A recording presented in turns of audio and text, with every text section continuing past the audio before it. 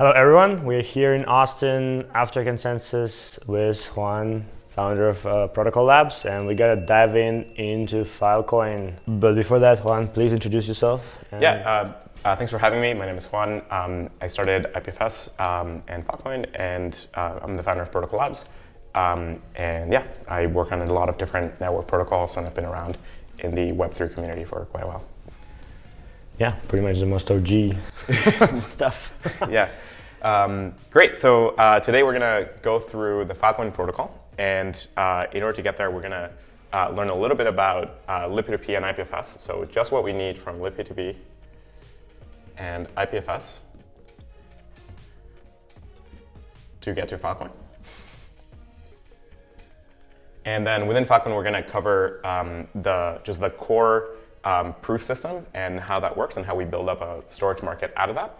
And then we can get into like a lot of the interesting dynamics that sort of emerge out of the economic structures of FileCoin. Cool. So maybe let's just very briefly describe. I'll describe libp2p, IPFS, and then kind of get to FileCoin. Like the goal here is to be able to build a market where you have storage providers and clients. And you're able to transact here between a network of participants where a lot of participants are bringing storage and a lot of participants want to buy that storage. And you want to enable this to happen with crypto in a decentralized network with high integrity and verifiability of the storage and all that kind of stuff. But yeah, so how do we get there? libp2p first, and won't dive into too much detail, but libp2p is a modular network stack that lets you connect lots of different peers using peer-to-peer protocols, using cryptography that doesn't rely on any kind of central authority or anything like that. It's all self-certifying crypto, so that means you're using mostly public key crypto, and it deals with a bunch of important self-description constraints to enable many different kinds of protocols to ride on top of libp2p. This is why now libp2p is used by a ton of different blockchains to build up their system. So it's kind of like the missing peer-to-peer network stack that maybe should have been built in the early 2000s, but we sort of extracted it out of IPFS so many people could use all of the peer-to-peer magic that makes IPFS work for a bunch of other systems. And kind of what you get out of this is that you can build a network of any kind of topology that you want and design like the connectivity here depending on the protocol structure that you choose. So you kind of like plug in components into this network stack depending on what your kind of user protocol wants, right? So it gives you, first of all, like transport independence. So you can use things like TCP if you want, but you can also use QUIC, or you can use SCTP or any kind of reliability protocol that you want. Or you can even use unreliable protocols as well. And then libp2p has a kind of bag of modules that you can then kind of start plugging in. So it gives you things like DHTs. Kademlia is a famous DHT implementation. Probably like the biggest, most widely deployed DHT. Then it gives you things like PubSub. There's a lot of different protocols that can give you this. And so on. There's a bunch of different kinds of network protocols that you may want to use in a peer-to-peer network, and libp2p just kind of assembles a lot of different interoperable modules that you can kind of plug in like Lego bricks into building some peer-to-peer protocol. And any questions so far? Well, yeah. I mean, yeah, like I am somewhat familiar with libp2p. So I would say like there's the transport layer, right, that it just offers like a bunch of options. Yep. There's kind of the peer layer, yep, where I think the important to note is that it has a public key, private yep, key cryptography, which what's missing in general peer-to-peer yep, communication, right? And then you have kind of this more advanced protocols. I think for me, obviously, I'm always interested in DHTs kind of and specifics of like when they're applied in a protocol, like how, because of economics, they can be broken, right? Yep. And because there's a lot of attack surface on this layer. Yep. That people usually don't mention. But we can dive in, I guess, yeah, as we progress. Yeah, that's a great point. I tend to think that most blockchains are kind of broken in the message passing layer of the broadcasting of the blocks. But I guess nobody has quite attacked that layer very much. Yeah. One thing to mention, with a lot of the libp2p modules out there, there are good incentivized analogs that are good open problems to build, right? So people could go and build an incentivized DHT, people could build incentivized PubSub, and so on. And all of those kind of are like really good primitives that could build a much more robust Web3 and blockchain systems. And so it's one of these things where like those could be extremely good primitives for people to then depend on. So you're saying this is 2 projects to go and build and... Yeah, exactly. So like and actually many, right? Because there are probably a few dozen different variations in DHTs that give you different kind of properties. And so out of those, you might end up with like 3 to 5 different DHTs that offer you those different properties. There's like 5 incentivized networks here or 5 incentivized networks here. I mean, I know there's few of PubSub versions, I think, that kind of operate, but I don't think there is outside of FileCoin and being one of the DHTs and a few others. Yeah, so out of libp2p, we get this kind of like peer-to-peer networking stack where we can kind of plug in a bunch of different protocols, and IPFS uses that to build a content-addressed data system. So think of it as you want to be able to address information by by what the information is instead of by where it is. So that's kind of like a really, really key point. So in the web today, maybe I'll describe the web case and then kind of make the IPFS case without kind of like going into the details of how exactly it works, because it's less relevant to FileCoin. But sort of in the web case, you have like a URL like this. Today, HTTPS.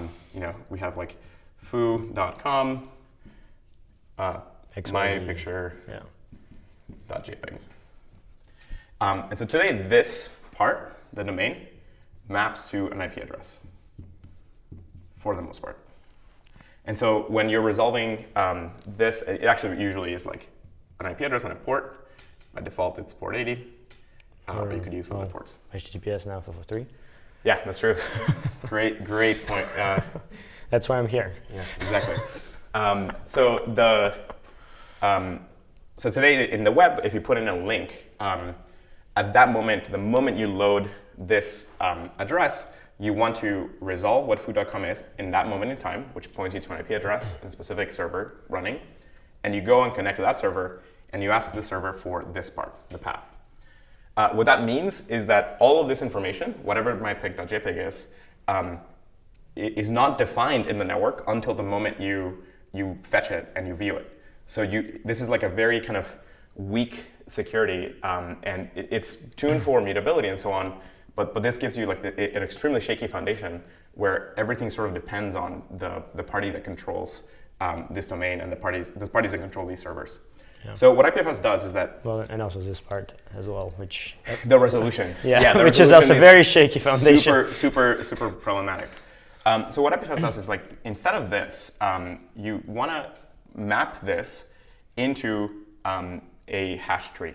So that means ideally you want to resolve this into something like, these are like the old IPFS hashes, kiamfu var baz. Suppose that this is like some like large hash that identifies what my picture.jpg is. And you can build. I'm going to describe how we build up a arbitrary content into a graph like this.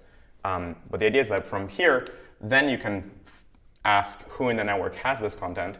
And from there, you might get the old server, 1.2.3.4, or you might get some other server like 5.6.7.8. Although, of course, like you want to use cryptographic addresses, not just IP addresses. So this is kind of like this is just describing how it maps to HTTP. Yeah. But ideally, this is kind of like a secure links with like crypto. Public key. This has a public key as well. Yeah, this is done because otherwise there can be somebody in the middle who can actually give you something. Yeah, exactly.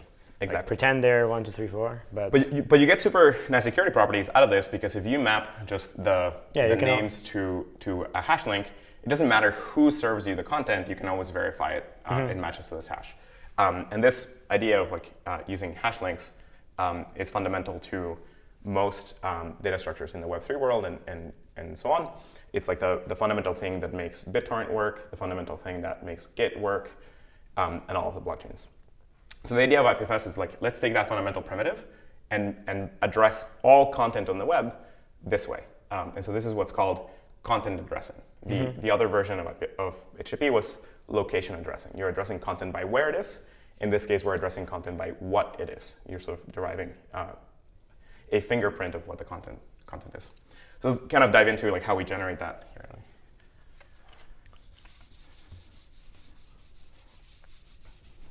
So all content, and this is kind of like traditional file systems stuff and databases stuff, but at the end of the day, you can have like some drive that has some data on it, or you might have like a database. These are like iconic iconography, systems. yeah. And these might give you like some like block level storage, which sort of splits up this disk in a bunch of regions that you can address. And this gives you usually some kind of like either relational or key value store model. But either way, in this case, you end up building a file system hierarchy, which ends up being like it sort of like builds up a tree, where this entire tree is kind of like your directory structure, right? Like a slash, maybe slash users JBenet or whatever, and you kind of explore down and find the specific content that you want. And in this case, you might have something like an index, some tables or an index. Yeah. So if this is like a SQL friendly or a relational friendly database, you might have a table like let's call it a table. Very generative name here. Table 1, and you might have a set of rows, each with a set of values, and so on. But of course, this is kind of like structured as some data structure of trees as well, and so on. Like at the end of the day, the way that humanity's whole computing platform works is that we store bits and we understand how to access those bits of information through tree structures, always. And so the insight of IPFS is to say, hey, what if these links along the way, instead of being these like mushy local references that could be changed at any moment in time and so on, were just hash links, secure hash links that give you integrity and verifiability and so on. And so you can take all the data inside of disks, so all the data inside databases, and then expose it to the world through this interface of hash links. We call our hash links CIDs, content identifiers. And there's a bunch of details as to what's kind of in the CID format. It gives you, CIDs decorate a hash with some other information that's self-describing prefix. Mm-hmm.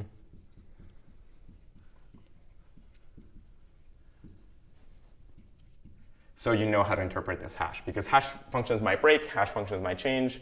They have different computational requirements. You might want to change which function you use here. And so you should just sort of describe the function that you're going to use. And you also describe the encoding of the data this is pointing to. This, at the end of the day, is a pointer. It's pointing to some data structure over here. And also, there's like a versioning identifier to know like how to read this. And there's a base. So I won't go super into detail here, but the idea is like the core pointer in any IPFS system is these CIDs that give you effectively a memory pointer, like in any operating system or any programming language or anything like that. But it's a pointer that's secure and that works across distributed systems and that works out of cryptography. So a way to kind of, the way we think about it is that it gives you kind of access to this sort of like universal memory that you can store any information in and retrieve it later just by knowing the CID of it. And that could be a single little 1 kilobyte chunk of data or smaller, or it could be as big as the entire file system, or as big as a whole database, or like a whole, the entirety of a blockchain, right? So when you think of a blockchain, it's this big, kind of sequence of blocks with like sort of like trees hanging down of it. And all of this is addressed by a hash at any point in time. And so like these hashes could all be, can all be CIDs, and you can retrieve all of this content through IPFS. So is this hash like is there a structure of this hash? Like is this just a blob of data? Is just this, a hash with this function, but if it's some kind of hierarchy, like great question. So this is where the encoding part comes in. I see.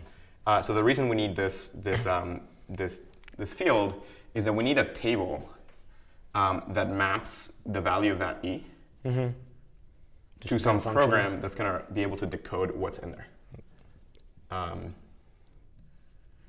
And so this mapping is what enables you to, when you have a pointer like this, read this E field, figure out how to interpret what's in here so that you can traverse it. There's like a default one, which is we call raw, which means it's just a bunch of bits. We have it's a bunch of bytes. We don't know how to read it. That's like a leaf node. It's like a terminal node or something like that. But if you include a pointer here to another object, and so on down, and of course this could point to some other things, and this could actually point back to the same thing. If you can run this program and interpret this and be able to read the links within this, then you can traverse this whole graph. And so this is one of the things that gives IPFS a lot of power, is that this is there's like same defaults, but it enables even older systems that are hash linked to come into this network. So for example, we tend to think of it as the internet of data structures, where you might have a network like Git and a network like Bitcoin and a network like UnixFS, which is the default IPFS one. And Git files sort of like all point to each other and so on, and they kind of have local references. So it's hard for a Git repo itself cannot necessarily reference objects in another Git repo, but you can sort of make sense of that. And you can have objects that point into here, or point into here, or point into here, and be able to refer to each other based on this encoding file here. So that means you can take entire Git repos and just dump them into IPFS and use all the IPFS tooling to move them around and so on. And then pretty much reference from new objects and. Yes, exactly. And so for these older data structure, you kind of have to understand what you have. They make it more complicated because they're not self-describing like this. And so you have to know that it is a Git data structure and whatnot and so on. This is also generating this new world of IPLD, which has all of the self-description within it so that you can understand what's going on. Makes sense. How big is this library? And this who governs table, it? this is just governed on GitHub, so you can add a thing by pull request. And where we're headed soon is there's a really cool codec that XP Brooklyn from Fission is making called autoencoder, where you can define just a WASM program to run. So you can point to, so you can have like a thing called an autoencoder here, and this can point to a program. A program is WebAssembly. That can read it, exactly. And this is kind of the way we've thought about it for many years, is like think of it as building a programming language like C or C++ or Rust or whatever out of these distributed primitives, where you might have some like memory, some set of bytes or whatever, and programs, and you have a pointer to the. This is kind of like this points to like the V table in C or C++ world. Where you have like the functions and the program in WASM that's going to decode the rest of the thing. So this lets you build. This is kind of like a distributed programming language on top of all the stuff. But we sort of like built it up out of underlying primitives. So out of this, like kind of the opposite of this is that we have a way of addressing all kinds of content, whether it's like in legacy file systems or in legacy databases, or in any of the new Web3 hash-linked things, by just decorating all the links along the way with these CIDs. And then out of that, we get verifiability, integrity checking. We get the ability that anybody can serve us this content. It doesn't matter who has it. And so you get all of the power of Merkle trees and all the power of these hash-linked data structures, but you get it sort of like across kind of different kinds of systems and across different kinds of protocols and so on. And so like the big thing that IPFS enables is this kind of content addressing. Mm-hmm. That's it's almost independent of exactly how it's laid out on the network. Yes. It's independent how it's served. It's just kind of exists, and so. Yes, exactly. Yeah. And so right now, a lot of blockchains don't use CIDs yet because I guess people don't know about them yet. But the cool thing about this whole system is you can just add a program here to decode this, mm-hmm. and you're set. And so you can just absorb all the data generated by any hash-linked system. You can just plug in and you can move it around. So we have like examples of like moving around raw Git repos or like different blockchains and whatnot. All right. Cool. So, and maybe another component of IPFS is that it gives you content addressing, and it gives you the peer-to-peer networking of Liquid IP. So it brings all of that in to give you this kind of secure web based on content addressing, and it also solves a lot of very pragmatic problems of how do you make this work in OSs, how do you make this work in browsers, how do you make this work in mobile. So there's a bunch of implementations of this entire system for different runtimes and different platforms to enable all the things to kind of talk to each other and be able to grab the data and make sense of it and so on. So think of this as, over time, kind of following the pathway of HTTP, where instead of having just a single implementation that kind of drives everything, instead being a bunch of libraries that let you compose like really small servers or protocols or whatever that speak this whole language. Mm-hmm. And that can all resolve, the IPFS link, right? So foo.com or .eth or whatever, or whatever you want, and then some other content. And one component I'm missing here is this padding. So if we do A, B, C, and so on, this is just resolution through this graph. Yeah. So we can do something like foo.com or foo.eth, get a CID, and then traverse this graph by following the links here described here. But you still need, in case of IPFS, to start with some gateway. So that's it really depends on the platform. So you don't have to start with a gateway. For example, you can put the actual hash here, mm-hmm. but this is an immutable reference, right? Yeah. You could also put in a key name, what we describe as a key name, which is a self-certifying. You can use a public key as an address too, mm-hmm. For something, but you need some name server that's going to resolve this. It, yeah. So if you use the hash, then you're set, but it's mm-hmm. all kind of, you don't have the mutable references. If you have mutable references, then you need something that can resolve those mutable references. And that traditionally is a name system, so you can use DNS, but you can use anything else. There's a sub-protocol here called DNS link that lets you do that. So you can take a traditional DNS name, put in a hash link as a text record, and this works today. And it's sort of already in Brave and Opera and other browsers.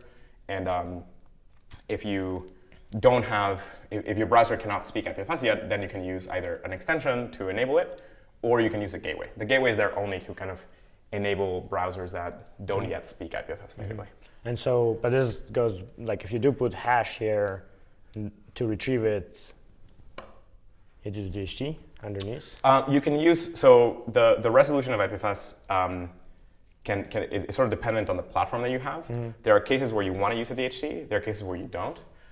For example, in a local area network, if you're disconnected from the rest of the world, you want to be able to resolve that content locally without having to like break the link. So for example, if you and I are working together on a computer or different computers, and I'm trying to look for some content that you have, and our computers can talk to each other over the local area network, I should be able to get the content from you. Mm-hmm. And that doesn't mean, like we could form a local DHT, but that's kind of expensive in a local area network because the latencies are so much lower. I can just ask my nearby peers, who's got this content, mm-hmm. and if somebody has it, they can just give it to me. Like for example, in Brave, if we're talking about Brave, and if I put a hash here, how is it going to actually find content?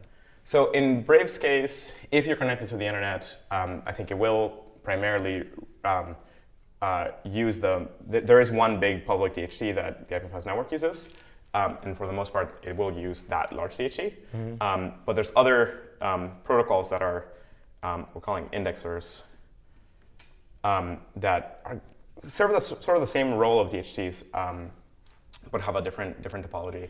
The problem with DHCs is that they're very slow. You end up with login access. Lots of fetching, finding the peer. We should do like a whole whiteboard session on DHCs and like what's good about them and bad about them and so on. All right. Cool. I'm gonna erase all of this. That's what we got out of IPFS. So the FileCoin sort of assumes you have already a whole bunch of content in this hash-linked setting, right? So that you have what we call IPLD content. And it brings in all the networking from libp2p and so on, so you have like peer-to-peer protocols. The goal of IPFS is to, again, make this market work between storage providers and clients that want to hire the storage from storage providers.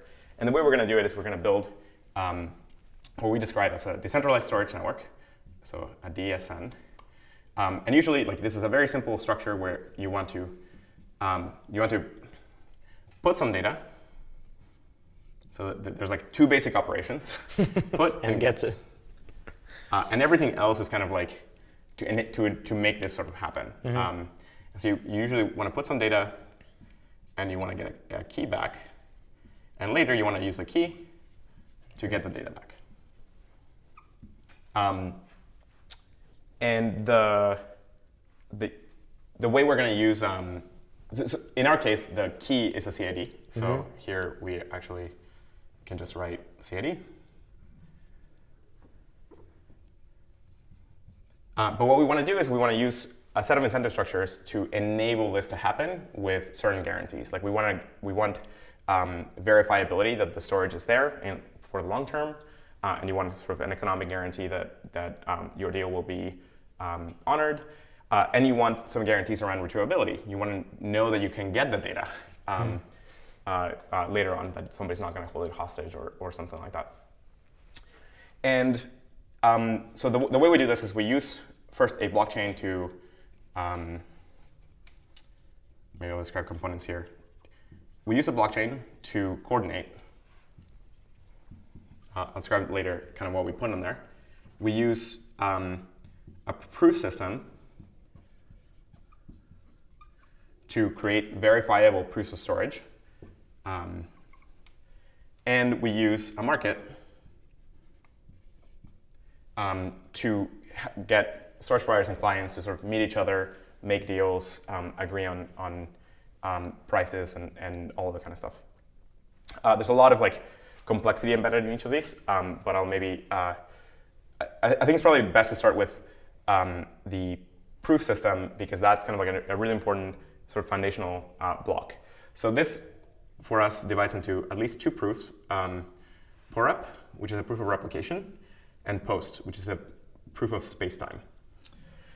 And the idea of these two proofs, the proof of replication, what it gives us is the idea that, like, if I have some data D that I want to get two replicas, replica 1 and replica 2.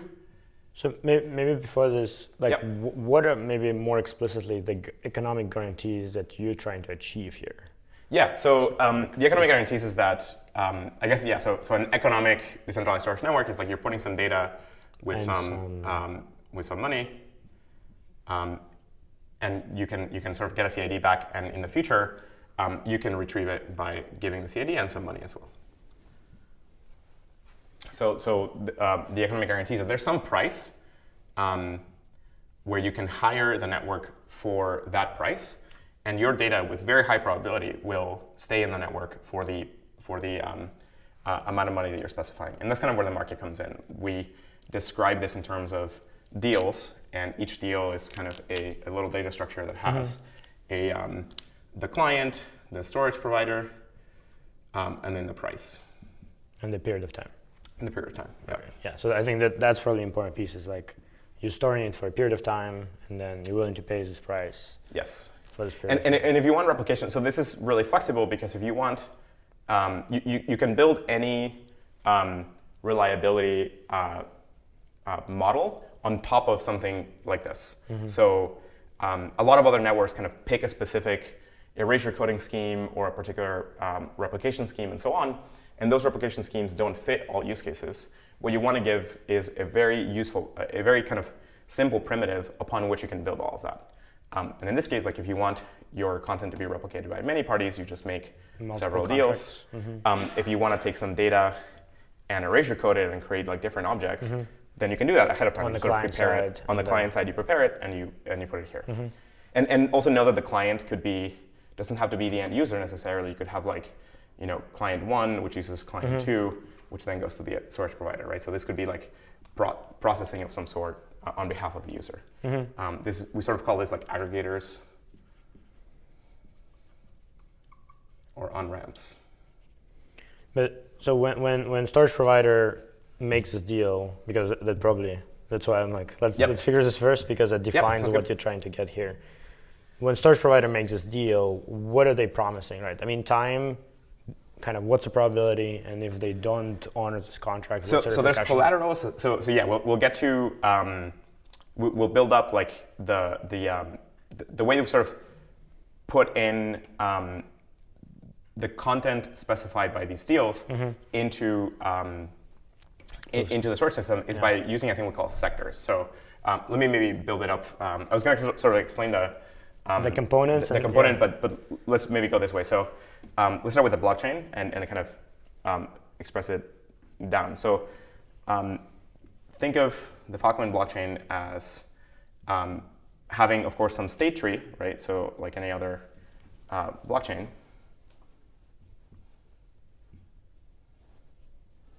But then underneath it, we're going to accumulate over time a set of sectors. And these sectors, think of them as lots and lots and lots of storage, storage capacity. Think of them kind of like a storage container. So at any point in time, we are adding more sectors to the network. Every block, more participants on board, more capacity. And so on then. And so what you end up with is, as the blockchain is proceeding, storage providers are committing capacity, and they're doing that for the block reward. I'll describe later how we're using the block reward, but FileCoin is a storage power consensus, so SPC, that uses, instead of hash rate like in Bitcoin or Ethereum or something else, we use the storage power that people are accumulating as the power in the block reward. So participants are incented to bring more and more and more storage power into the network so that they can earn larger and larger fractions of the block reward. So on its own, without any kind of deals, this blockchain can assemble a lot of capacity that you can then fill with data.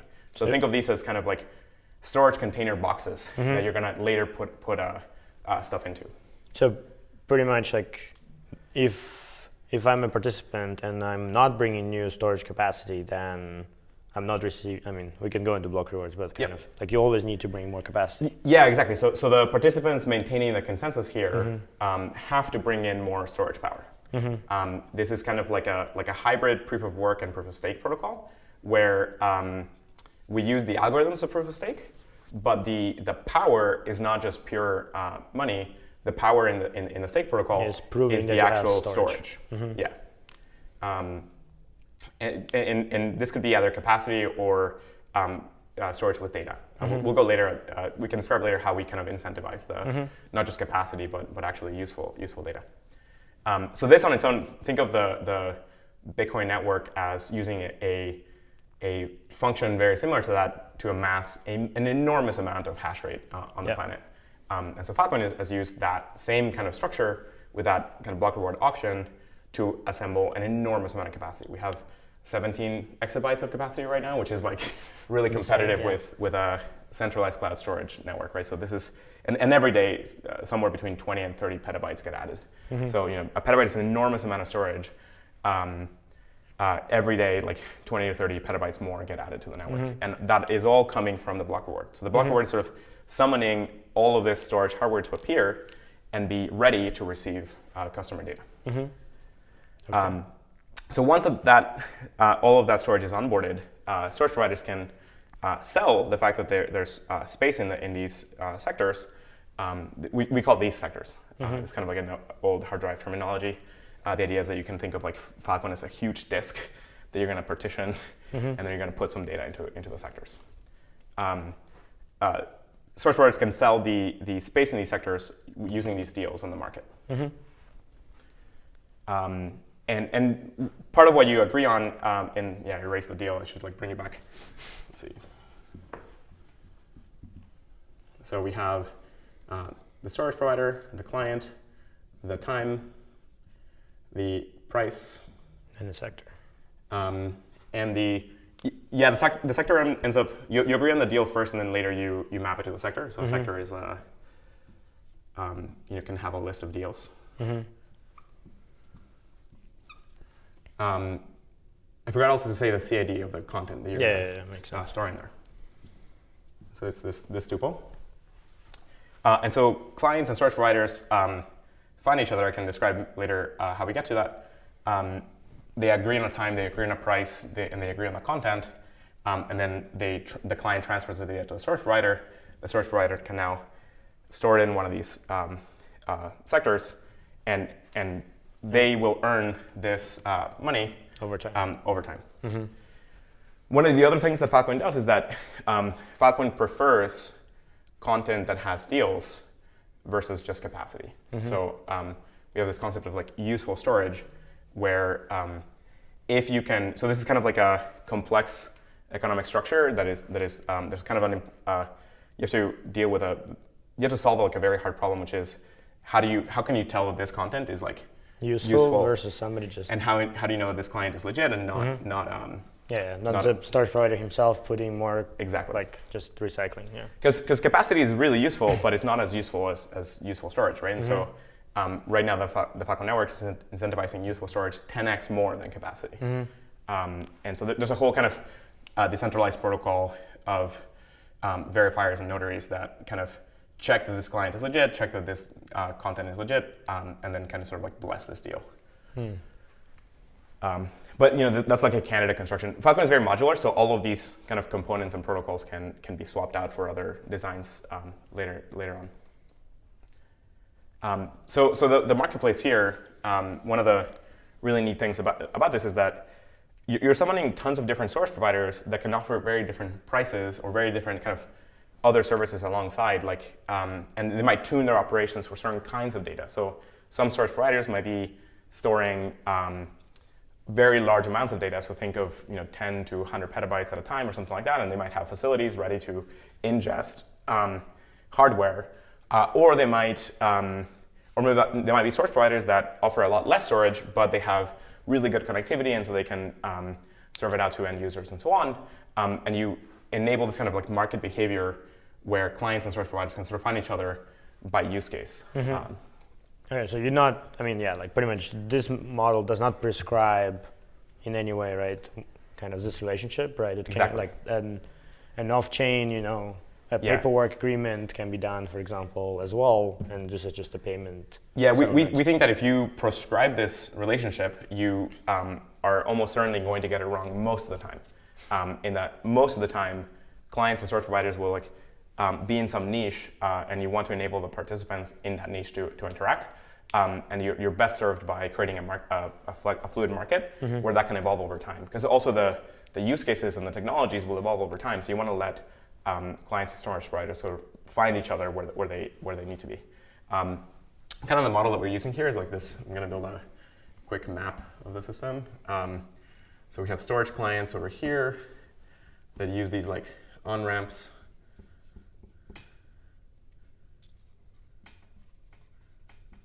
To go to storage providers. You mean this is some kind of registry of storage providers? No, I'll describe it in a moment.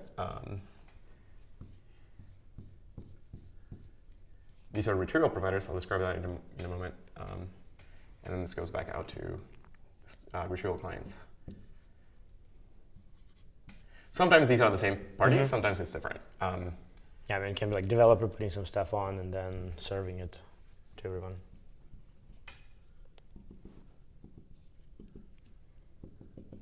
So the idea of this map is that you have storage clients that have a bunch of data. These could be as simple as a web app or a consumer, PFP, or like your random PFP, or it could be a large company with, or a large organization with tens of petabytes of content that they want to eventually make its way into the storage provider.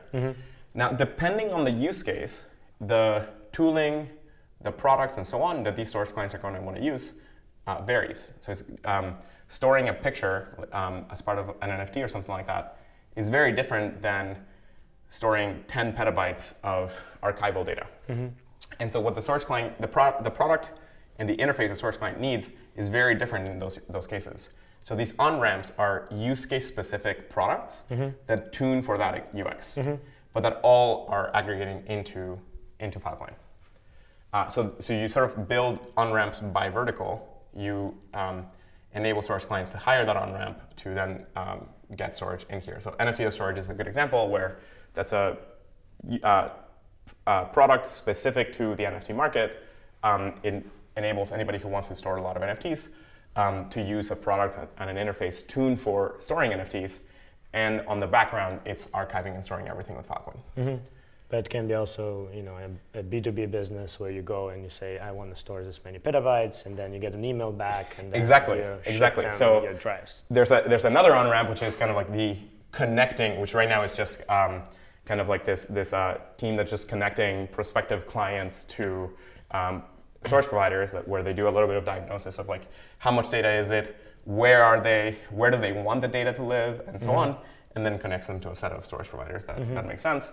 Because the moment that you're moving around tens of petabytes, you have to get humans in the loop.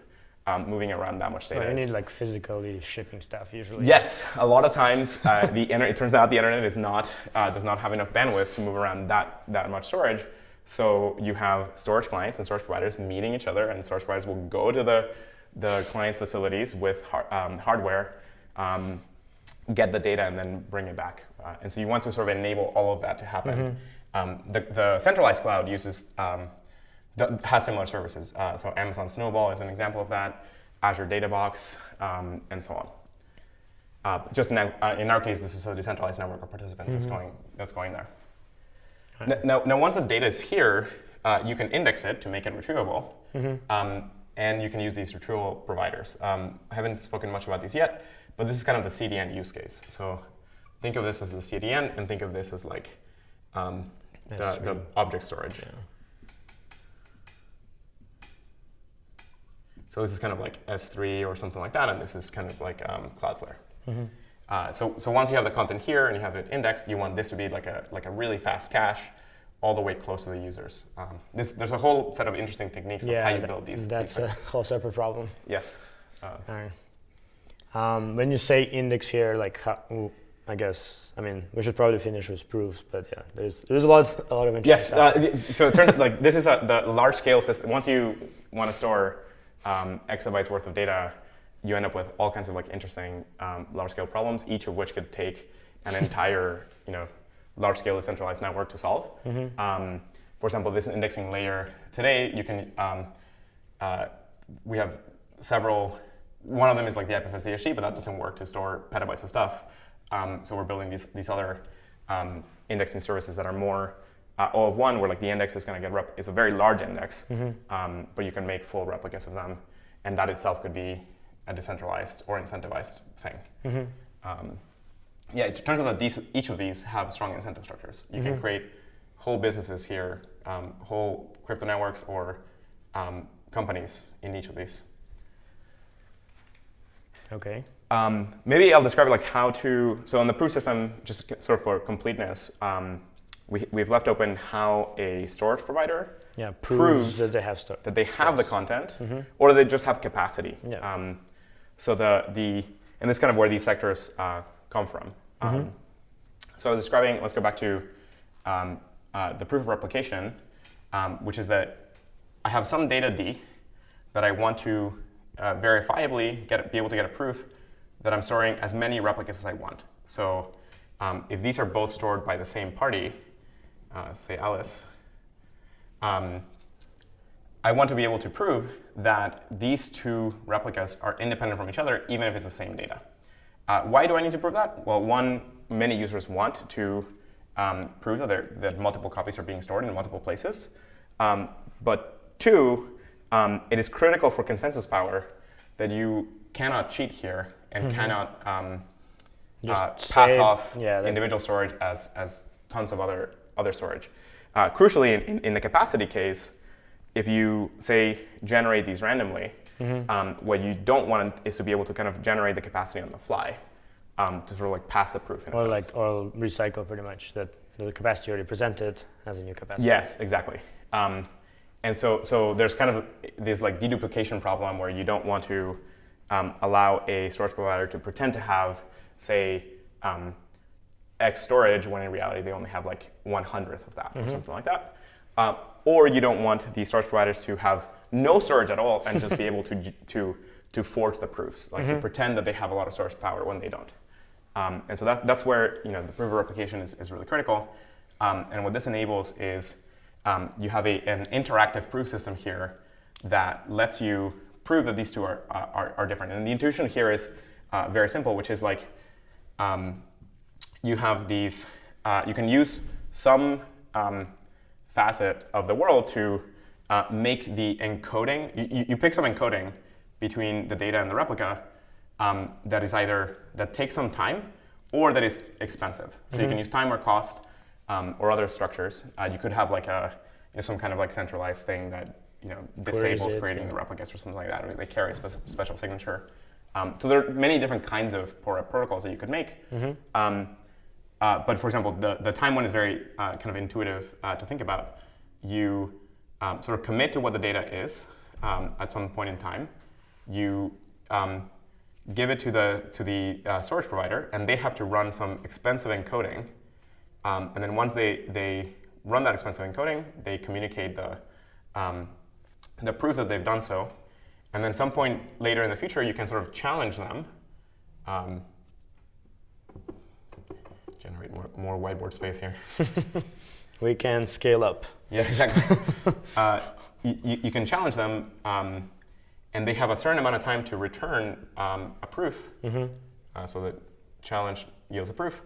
And you can check whether that happened, and you can sort of time them out after some period of time that is smaller than the time it takes to generate the encoding. So this is what we call a time-based POREP, where this encoding just takes a specific amount of time, and you send a challenge, and you expect a response in less time than it takes to generate the thing. So that way, like when you send this challenge and you get back a proof, you know that the participant does have that content.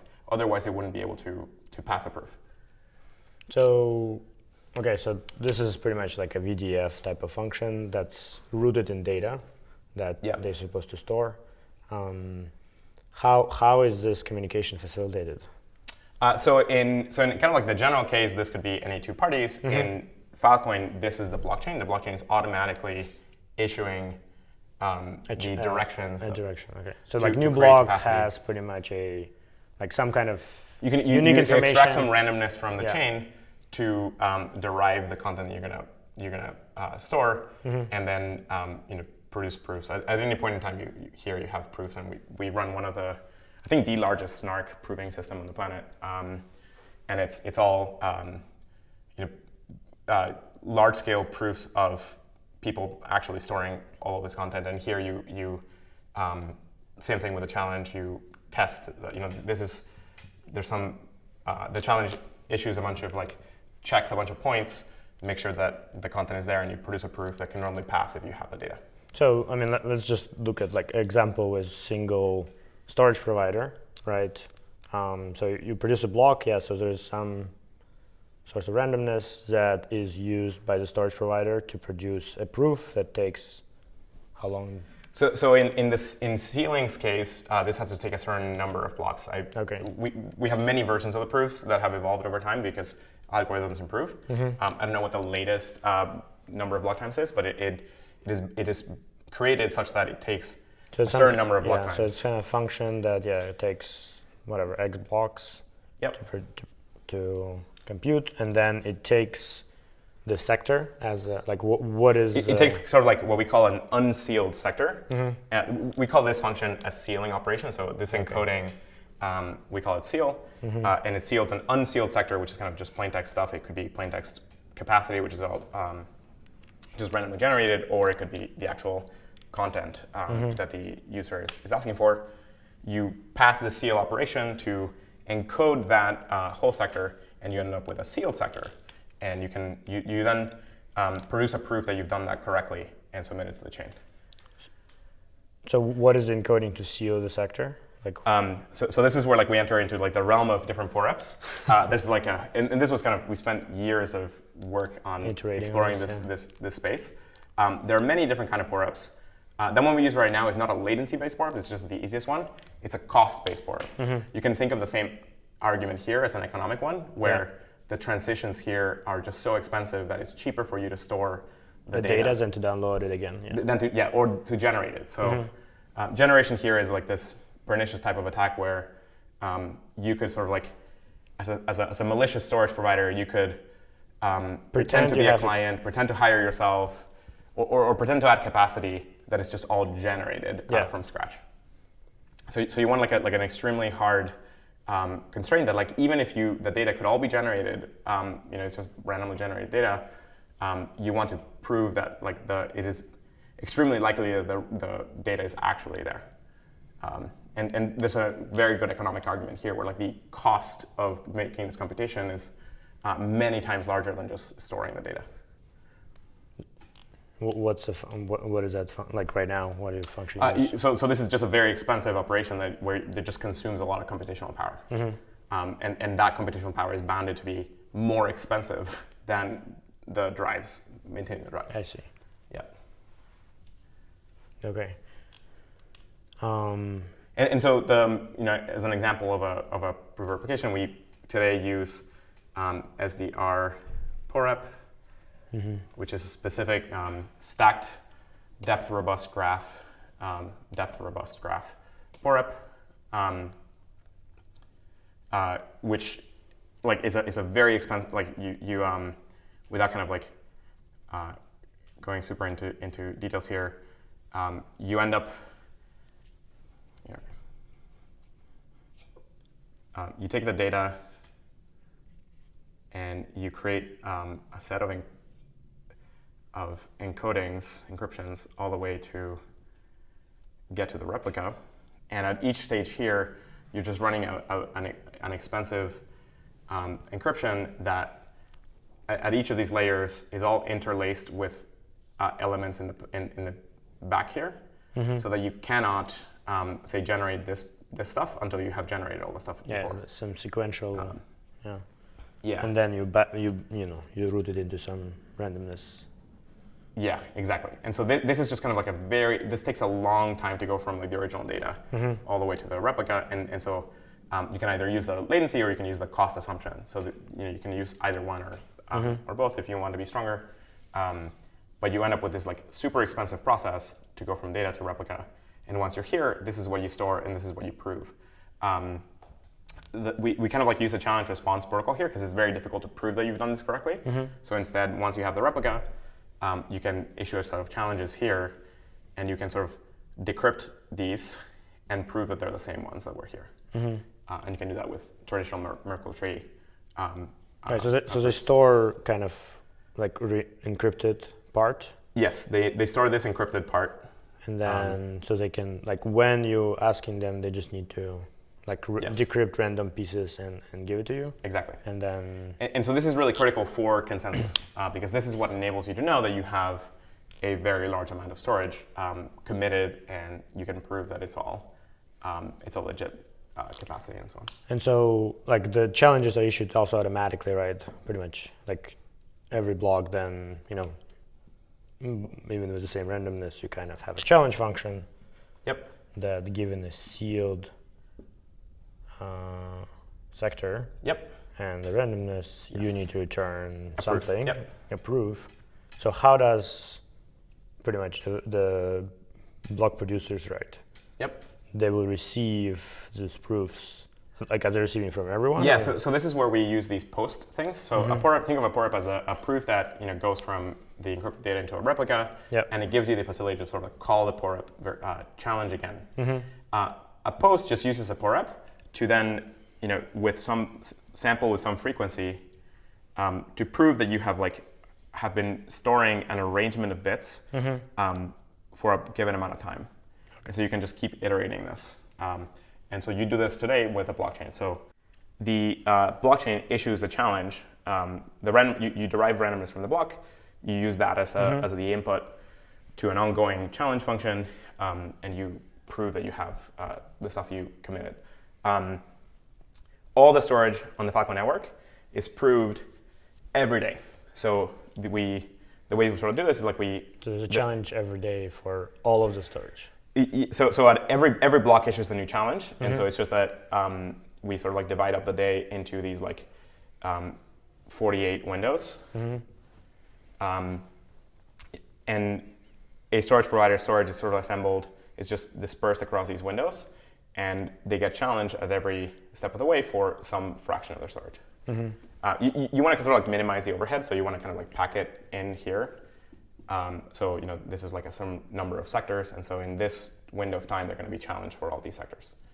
And so in this window of time, they have to like produce this at the very beginning of the time period. They get the challenge, and they have to submit the proof before that time period ends. So every byte of storage gets challenged once a day for every single. So it's one of these probabilistic proofs where in this time period you get a challenge, and that selects every sector is proved, but within the sector it just kind of randomly picks some it spots. samples within the sector. How big are sectors?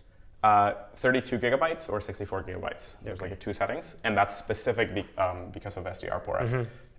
It's kind of specific to the algorithm and the available hardware. So it's one of these interplays where you have to design the POREP and your implementations of the POREP based on what the available hardware is.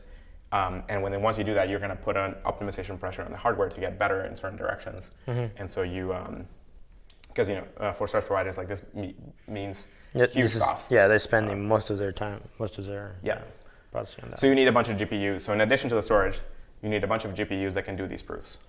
But they're not used all the time, which is neat because then you can use the GPUs for the remaining time to do other kinds of computation, like computation over the data. So once you have all this data in FileCoin, you can then start doing a bunch of computation over it. And that's kind of like what's coming ahead next year. It's bringing online decentralized computational networks on top of all of this data that's getting amassed. Okay. So I guess like maybe let's stop by just quickly on the market. So the market today, we were considering doing this as kind of like an explicit market where you put asks and bids on both sides and so on, and we might still go in that direction. But because there's a lot of features here, you need this to be a very high throughput system.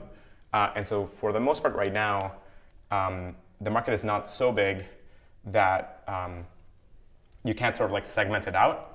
There's a few parties, for example, making components where like a set of storage providers connect to a marketplace, and then clients come to that marketplace and sort of find storage providers, or they act as intermediaries between the two, where the clients hire the marketplace, and the marketplace then hires the storage providers.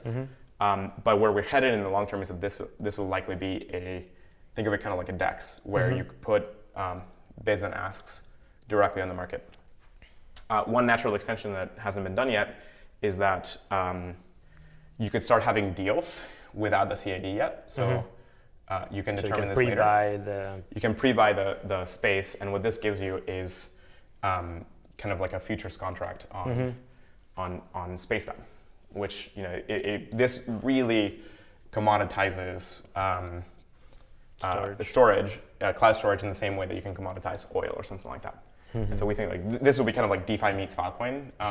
That's sort of rate limited by programmability on the chain. This is where FEM is going to come in to give programmability to the blockchain. Okay. So this price and kind of the cost, how does that offset the block rewards? So right now, the FileCoin network is going to follow this like expansion phase, where we sort of like divide it into 3 stages. Expansion, like optimization, and then sort of like maintenance or something.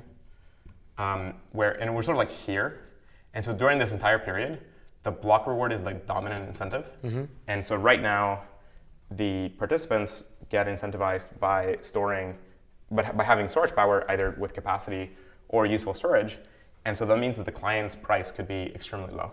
So we can be many orders of magnitude cheaper, and we are, in fact, for these tens of petabytes that are getting stored at a time, many orders of magnitude cheaper than the cloud, because storage providers are making so much money just on the block reward alone. So this gives you the ability to sort of like undercut the entire cloud storage system, the entire centralized cloud model, and bring all the data into FileCoin. Yeah, so what's happening here? So over time, the kind of once sort of the networks are saturating in terms of the available capacity and the usage of the network sort of reaches the amount of capacity that, and you have more interest in putting data storage than you have capacity, then at that point, the prices will start increasing here.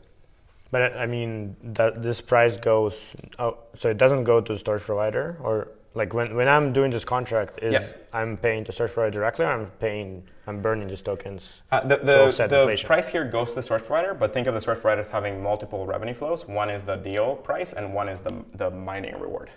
So today the mining reward is dominant, and the amount of money they get here is very little. Okay. So they can afford, and they just get they don't care about this price. They don't care about this price today. Yeah, and that's sort of a function of the saturation of the network. So if you have I mean, you have like how much capacity versus how much stored, and then as more stored, kind of the price will grow. So when you have a ton of like empty capacity, you can afford for this to be zero. You can actually afford it to be negatively priced. I will maybe leave that out as a discussion for another time. But when you have a block reward incentive that is giving you money for storing deals, you can make this negatively priced. So you can incentivize, you can yield farms people storing stuff. Exactly. And so that's a super powerful incentive structure that's kind of like, you know how like in the oil market, you sometimes get negatively priced oil. It's a similar kind of behavior as that. So for a period of time, you need to make sure you're very good at. Yes, you need to make sure that the proofs here are legit, and that the client verification. Well, is the legit. client verification. You need to know that these are like seriously good customers, and that's where kind of we call that process FileCoin Plus, and it's kind of there's a network of notaries that verify this and so on. It's a whole other story for another time. That's there's like this the retrieval markets and the notaries seems like a few more topics. I mean that is very interesting and complex. Yep. So the opposite of all of this is we have peer-to-peer network that we can content address all of the data on the planet, and then we can create an incentive structure that amasses. So it's sort of like we tend to think of it as like 3 steps. One is like amass hardware, then amass data, and then make that computation useful for computation. So step 1 is like you have a block reward incentive structure to summon massive amounts of capacity, and so like we kind of have that done. Now we're onboarding the data, so this is kind of like in progress now. And so this is kind of like filling up this capacity with useful data. And then once that's there, you can use the available hardware that people have to then issue computational networks. And so this is what's coming in the future. And so you end up with a decentralized cloud storage and computing network where it's cheaper to sort of like move the computation to where the data is because data has gravity. Like once you have massive amounts of data in one location, it's extremely difficult to move it somewhere else.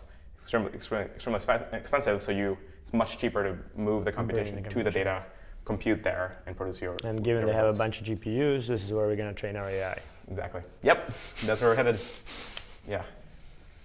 Great. Well, thanks for having me. Happy to dive into detail in any of this in the future.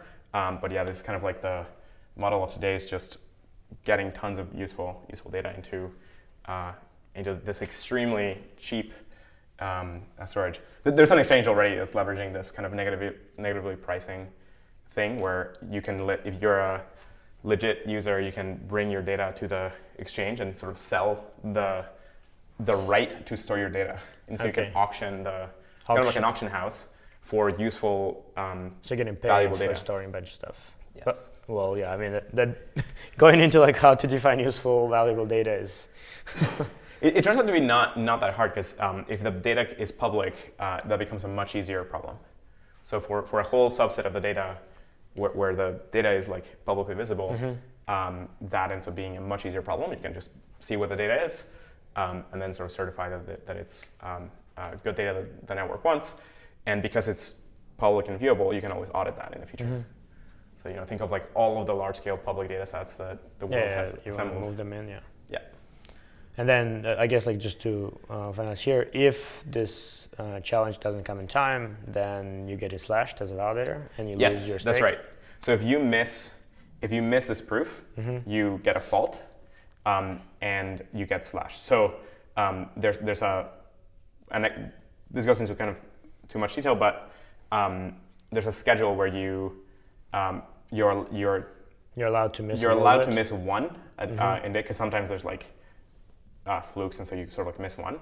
But if you and then you start getting slashed for more, you can get up to 14, which is 2 weeks. I guess actually we changed that to now 6 weeks. So you can keep getting slashed every day for 6 weeks, and then at 6 weeks it's terminated, and the source provider loses a large amount of collateral that's been put up for the sector. So part of what makes this entire thing operate is that the source providers have to put up a large amount of collateral, promising to the network that they have this storage. And the reason for that is you have to deal with this elastic thing where the block reward and the pricing of the token changes the economic return of people at any sort of like moment in time. And so in Bitcoin, you get this behavior where like the hash rate mirrors the price, right? So if Bitcoin is going up, then like the hash rate is going to go up. If Bitcoin is going down, then the hash rate is going to go down. And in FileCoin, you have to kind of build a shock absorber to make sure that like even when you have some amount of volatility in the price of the token, the economic return of participants is spread out over years, so that everybody's thinking of averages over long periods of time, as opposed to the immediate volatility. And so that's where collaterals play a huge role in that, in both adding security to the network, in that if a large chunk of storage disappears, that weakens the security of the consensus protocol. And you also don't want a bunch of users' valuable data to disappear. Yeah, exactly. So you want to put up a lot of money at stake, committing to store all this data. And that's where the collateral structure comes from. So if, for example, one of the storage providers gets slashed as a user, am I getting kind of that? So you don't, the collaterals are burned always. You don't flow them back to the clients. If your deal stops being stored, you then get the remainder of the price that hasn't been spent, but you don't get the collateral back. And the reason is, otherwise you have this like behavior where you can sort of convince a bunch of storage providers. You can have like malicious clients that convince a bunch of storage providers to store data, and then you go and like attack them and make them miss their windows, and then you get a bunch of money back. Yeah. So it creates like this perverse potential. So all collaterals tend to be burned. All right. Well, there's still incentive to attack a bunch of storage providers to get collateral burned as a whole network and so on. Yeah, but if that happens, then you're weakening the utility of the network, and because when you're burning capacity or you're burning useful storage or whatever, like that is bad for the network. So the argument is like, sure, you might be burning some tokens, but you're burning the credibility and utility of the network, and so it's probably not the best. Misaligns, yeah. All right. Well, thanks. This is that's really good. There's a lot of stuff here, and I'm sure there's more to learn. What's the best place for people to learn more? You can go to FileCoin.io, and you can see a lot of info there. There's a number of papers that we've published over time as well. And we have tons of video recordings of all kinds of technical talks on the FileCoin YouTube channel or the Protocol Labs YouTube channel. Awesome. Yeah, thanks for having me. This was really fun. All right, thank you. This was really good. Sorry that it was kind of like messy going back and forth.